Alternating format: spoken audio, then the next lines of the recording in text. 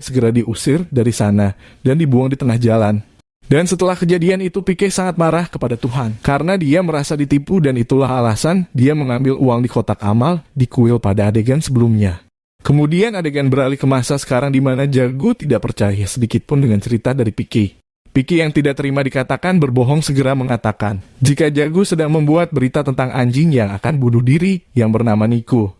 Yang padahal Jagu tidak pernah menceritakan hal itu kepada Pique. Pique menjelaskan jika dia sempat memegang tangan Jagu dan mengetahui sedikit apa yang dia lakukan. Jagu yang melihat ada hal yang luar biasa dari Pique, maka dia segera mengeluarkannya dari penjara itu. Namun Jagu masih belum percaya hal itu sehingga Pique meminta untuk memegang tangannya agar Pique bisa membaca pikirannya. Namun justru ada seorang kakek yang memegang tangan Pique dan meminta diberikan uang untuk biaya istrinya berobat. Dan tanpa pikir panjang, Pique segera memberikan uang kepada kakek itu. Jagu yang melihat hal itu mengatakan jika Pique sedang ditipu. Di mana Pique juga mengetahui jika dia ditipu dan menjelaskan jika kakek itu sedang makan bersama istrinya di sebuah hotel bintang 5 dan istrinya memesan es krim sehingga uangnya kurang. Untuk membuktikan hal itu, maka Jagu segera mengikuti kakek itu dan benar saja apa yang dikatakan Pique. Dan kini Jagu mulai percaya dengan apa yang diceritakan Pique.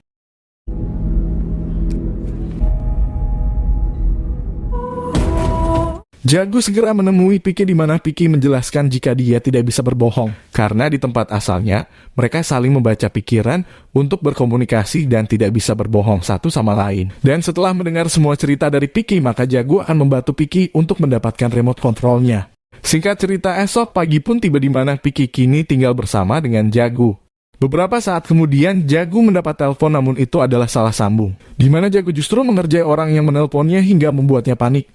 Di mana Pique menemukan sebuah logika jika selama ini Tapaswi sedang menipu pengikutnya sama seperti yang dilakukan oleh Jagu, yang diistilahkan Pique sebagai salah sambung. Communication system ही गोला का टोटल लो चुका, उस सब काल रंग नंबर पर जा रहा है. Di mana Jagu segera mendapatkan ide untuk mempertemukan Pique dengan Tapaswi pada sebuah acara debat di stasiun TV-nya. Namun hal itu segera ditolak oleh atasannya sehingga Jagu meminta untuk berdebat dengan Pique. Yang dijamin jika si atasan tidak akan mampu menandingi logika yang dimiliki Pique. Si atasan segera memanggil Pique, kemudian Pique bertanya dengan polos tanpa tahu apapun namun dengan sangat berlogika. Di mana si atasan sangat kewalahan untuk menjawab Pique. Dan akhirnya si atasan menerima program untuk mempertemukan Pique dan Tapaswi dalam sebuah debat. जवाब नहीं है मेरे पास, तुम्हारे लिए एक नौकरी है मेरे पास.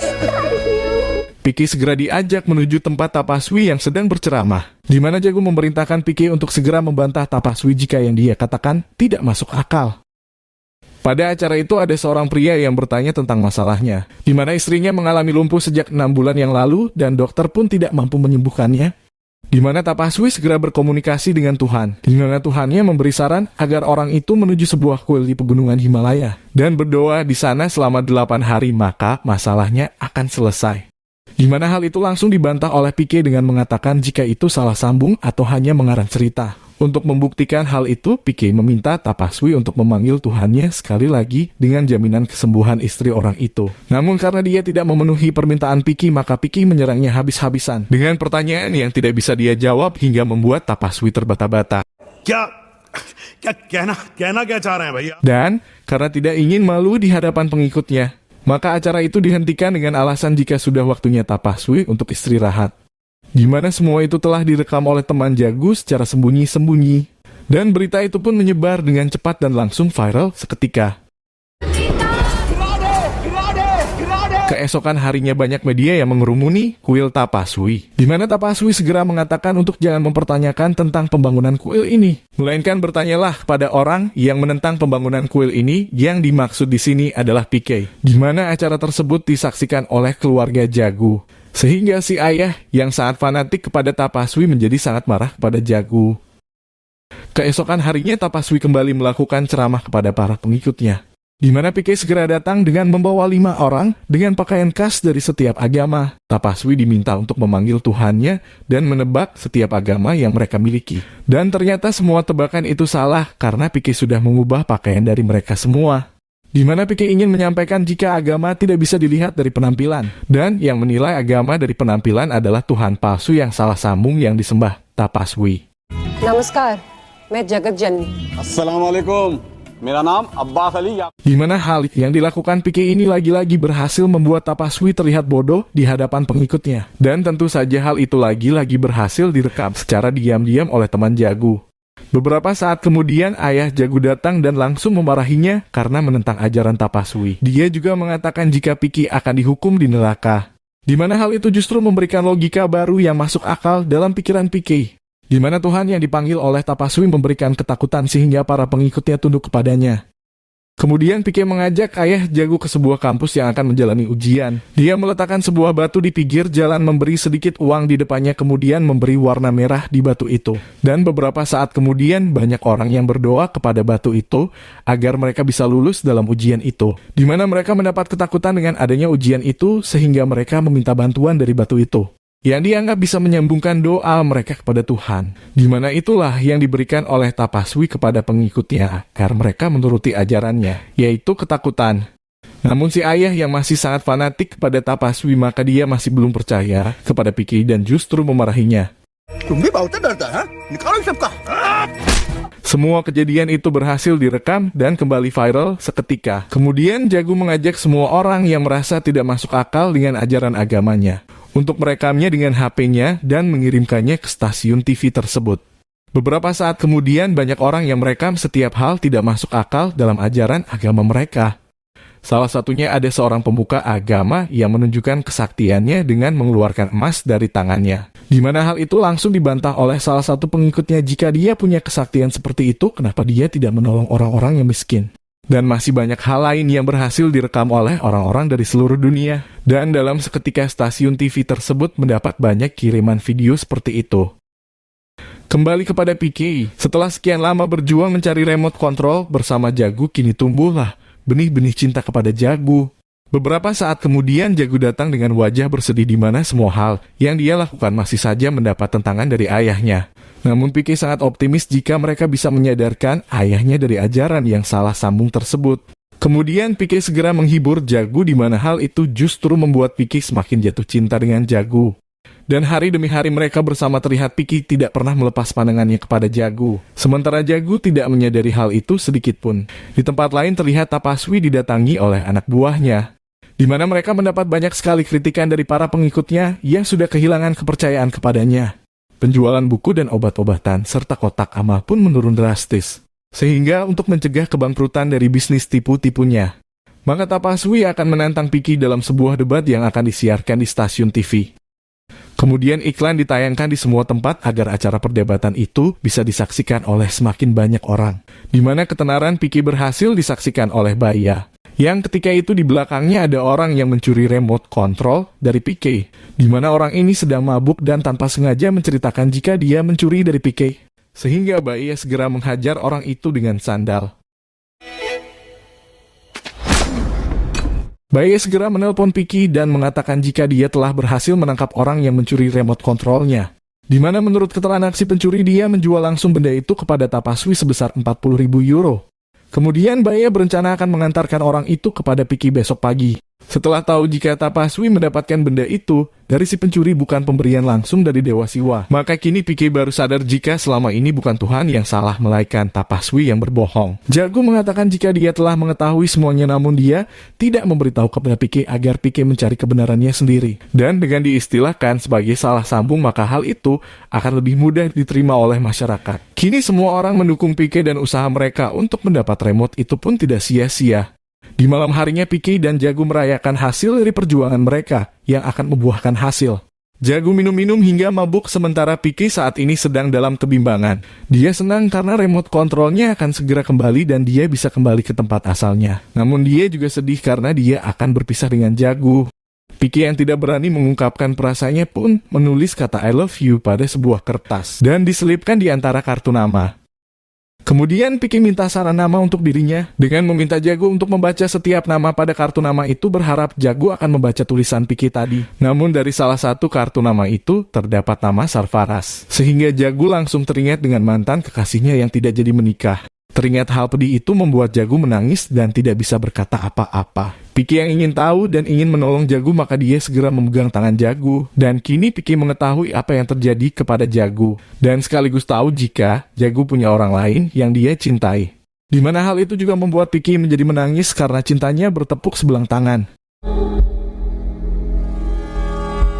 Singkat cerita, esok pagi pun tiba, di mana Picky akan menjemput Baya di sebuah stasiun, di mana Baya telah membawa si pencuri, agar bisa mengungkap kebohongan Tapaswi tentang remote control Picky.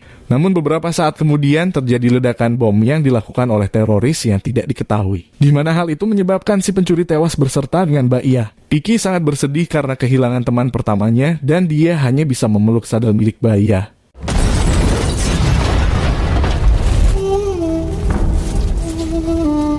Singkat cerita, acara perdebatan pun akan segera dimulai di mana Jagu yang menjadi host dalam acara itu.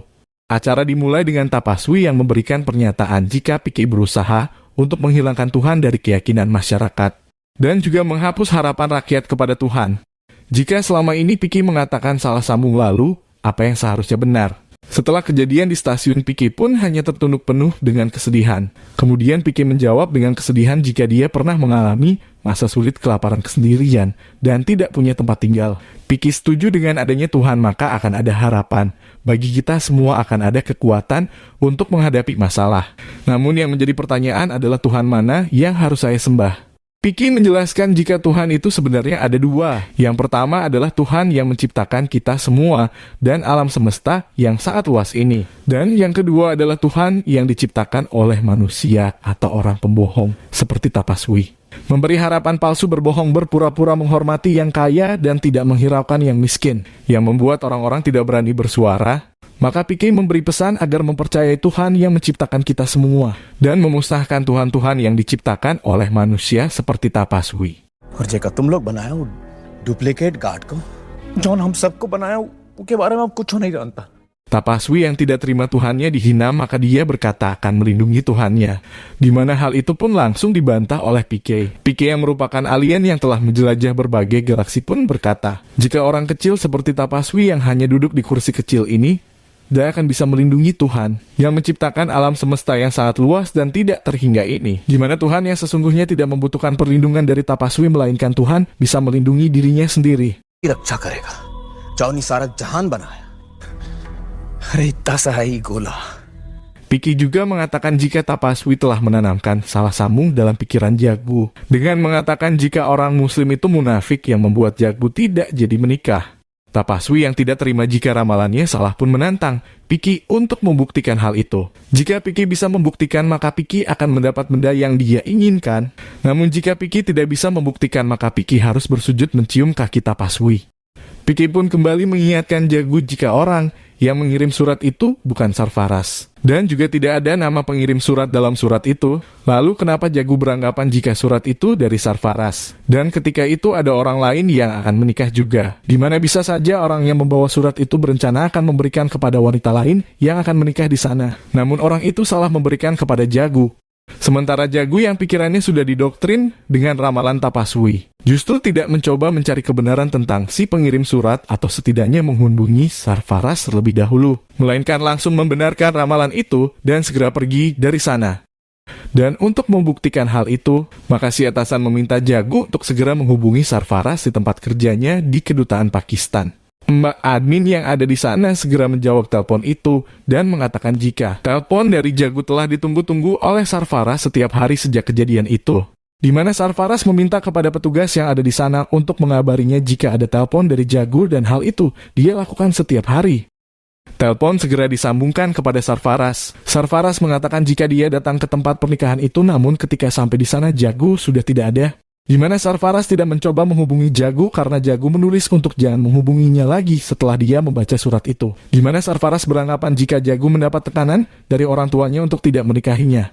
Dan kini kebenaran telah terungkap, di mana Picky berhasil membuktikan jika Tapaswi adalah pembohong. Tapaswi yang tahu jika kalah debat, maka dia berencana akan mengambil remote control itu. Namun hal itu dicegah langsung oleh ayah Jagu sendiri yang kini sudah tidak percaya lagi kepada Tapaswi. Kemudian si ayah segera menyerahkan remote control itu kepada Picky sambil mengucapkan terima kasih karena telah mengungkap kebenaran.